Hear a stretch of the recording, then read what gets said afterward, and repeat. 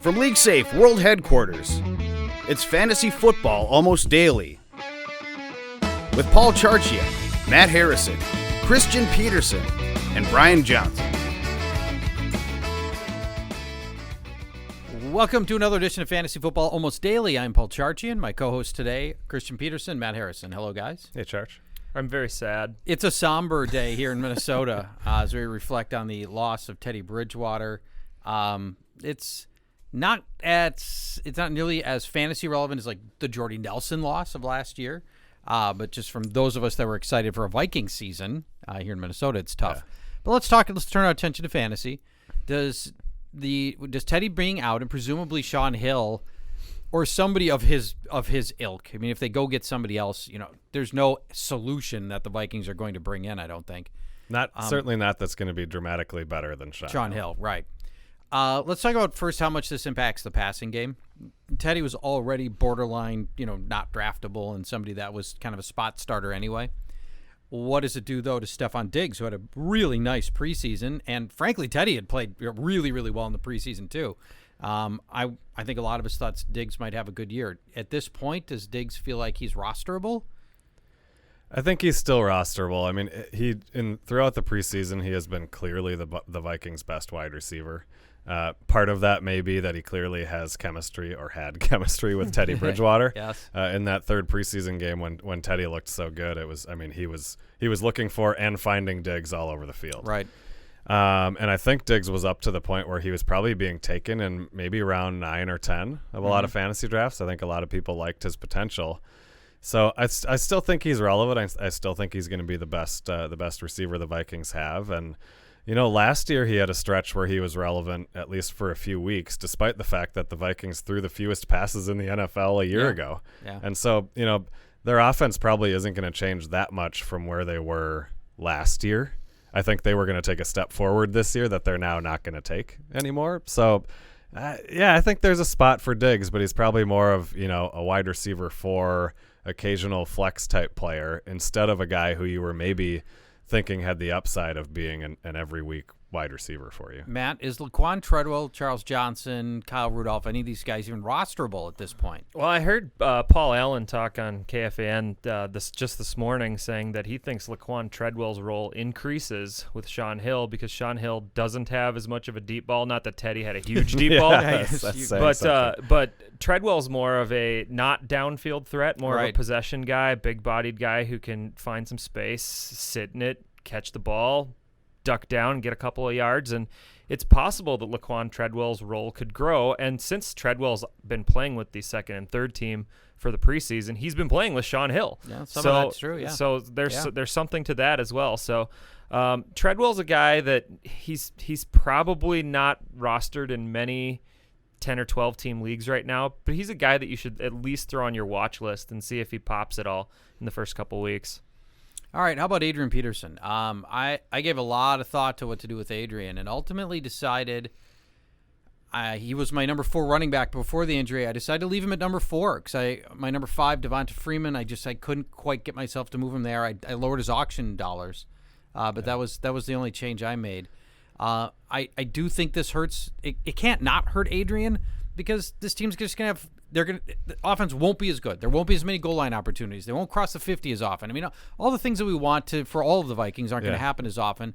I think this probably erases a couple of touchdowns, a couple 100 yards from his box score. But the deal with Adrian is we've seen Adrian be a top 5 running back with Christian Ponder, with Tavares Jackson, Correct. with Matt Castle, with Donovan McNabb, with just like a whole bunch of scrubs. And I don't see why there's a difference that he can't still be a top 5 or top 10 running back and an RB1 with Sean Hill behind the center. So it feels to me like previously you were drafting Adrian Peterson as maybe your 5th running back. Is that where you say you have him? I had him 4. Yeah. 4th or 5th. And you were, understanding that he's been capable of being the number 1 overall fantasy back in the past, and that, again, an improved Teddy Bridgewater and a better offense, that there was maybe still a little bit of upside above, in terms of meeting or exceeding that ADP as the 4th or 5th running back. And now, though, I think you're drafting him, if you're picking him there still, you're kind of drafting him at your ceiling. last year might be Right. as good as we can possibly imagine for Adrian Peterson because, again, it's going to be a run-heavy offense without much threat of the pass, which is the situation we were in last year. And he did fine with that, but he was, the third or fourth best fantasy back. So it feels like you've gone from a situation where you're drafting him at his ceiling now, whereas before there was still a little wiggle room, there was still a little upside. So if you already drafted Adrian Peterson either in a dynasty or a redraft league, is now the time to sell, or should you hold tight and wait and see if he has a good week one against Tennessee? Yeah, Tennessee's run defense is pretty shaky. Yeah. And so I think I'd be inclined to wait for a better game. Yeah, you don't want to trade on bad news. Yeah, Yeah. you're selling Trading on him bad low news right is now. really it's always hard. Yep. I wouldn't do it. Another running back that's got some bad news, Jamal Charles, we've learned is not running with the first team much yet, and it's been mostly Spencer Ware, who has looked really, really good this preseason. Spencer Ware, 3 touchdowns this preseason, leading all rushers across the NFL. He averaged 5.6 yards per carry last season and ran really well, almost as well as Jamal Charles did. And he's been one of my sleeper guys all along, and I've had Jamal Charles punished pretty badly in my cheat sheets. This sort of validates that, and I've got some real worries about Jamal Charles and his ability to keep Spencer Ware off the field. Yeah, it feels like, I think all of us in this room have been concerned about Charles right from the start, which I think is a little different. I feel like people have universally been assuming that he was going to be back by week 1, Yes. a full year after ACL recovery, and right? he'd be the every down back. He'll be back. Don't worry about Yeah. it.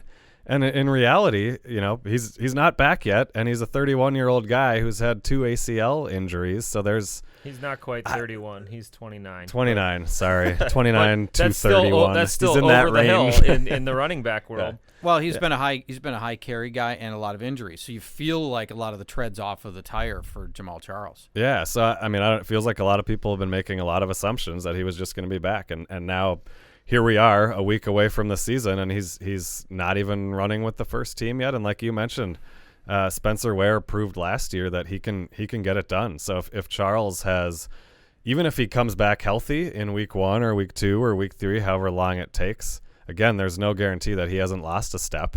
And maybe that Spencer Ware is just going to be worked in more than anybody thought, even after Charles is actually back on the field. One thing Spencer Ware can't do is catch, and he's not that good in pass protection, so he is at best a 2-down back. Right. And so I think that also limits his ability to ever rise out of more Probably, like a flex option for your team, unless something strange happens, which it might.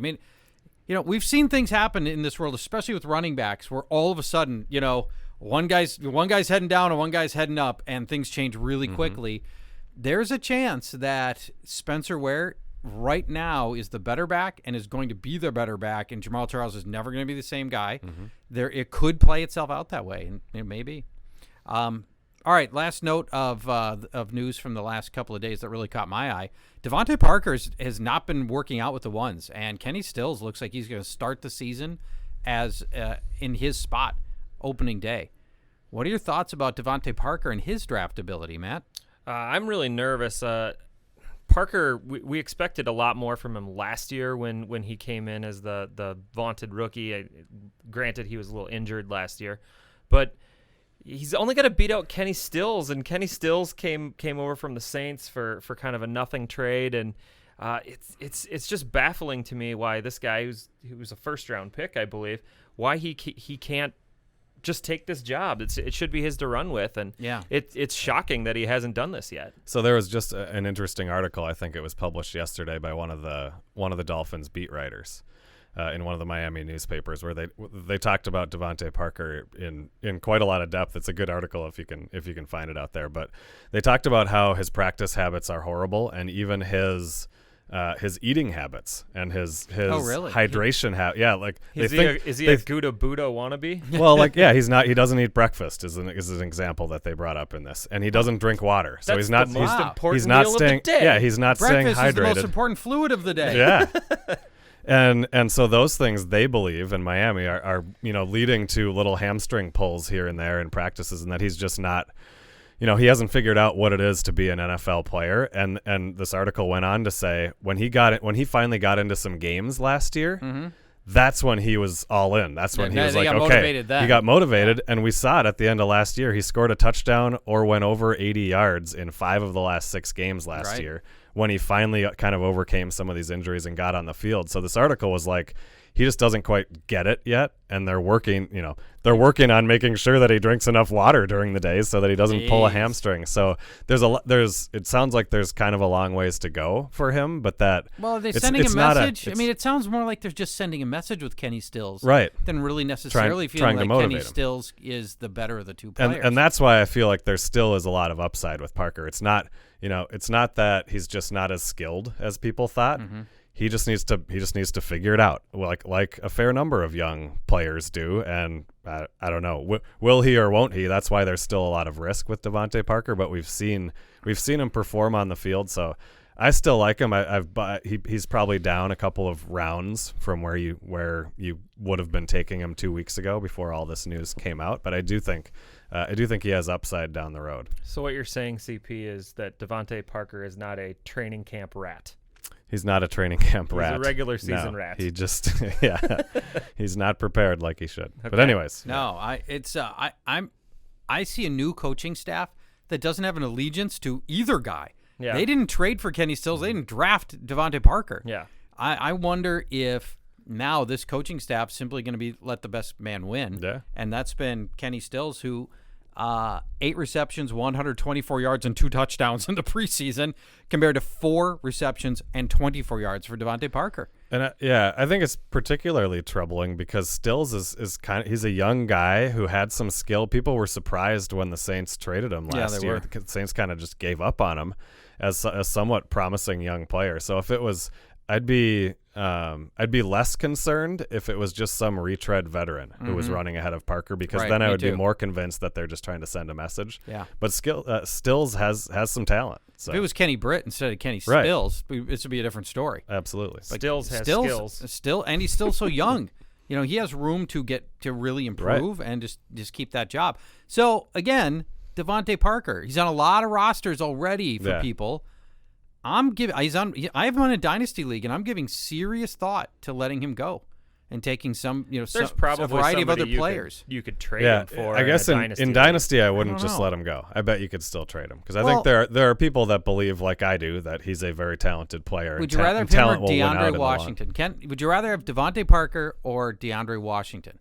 I think I'd rather have DeAndre Washington right now. But to my point before, you could trade DeVante Parker for a 2nd or 3rd round pick next year. I don't know that I can if he's somebody I'm thinking about kicking to the curb. I don't know how much value he would have to other people too. You should kick the tires on it before you just drop him. Yeah, I suppose. I don't know. I'm really nervous right now. For that matter, maybe I should have Kenny Stills and not DeVante Parker. I could drop him straight up for that. Yeah. Yep. That might not be a bad move. All right. Thank you for watching. Please use LeagueSafe. If you haven't already tried it, we encourage you to try it for the first time. If it is your first try at LeagueSafe, here's your big incentive. Use promo code FFAD, as in Fantasy Football Almost Daily, and we will add $10 to your league's pot. And remember, LeagueSafe can be as free as you want it to be. If your league members have bank accounts, you can deposit money into LeagueSafe for free. We have multiple methods for getting money out of LeagueSafe for free for your winners at the end of the year as well. So you've got a lot of opportunities to use LeagueSafe at no cost and plus $10. So, that's a pretty good deal. That is a good deal. We're giving away money. It's a win-win. Yes. And if you're looking for another league in which you can not draft DeVante Parker, go to safeleagues.com. Safe Leagues, where we've got leagues firing off every day. Redraft and Empire League and email drafts and live drafts and all that good stuff. To be clear, it's not a rule that you can't draft DeVante Parker. Yes, we have no DeVante Parker rule in Safe Leagues. That's right. We will let you. All right. Thanks for watching, everybody. We'll be back soon for more.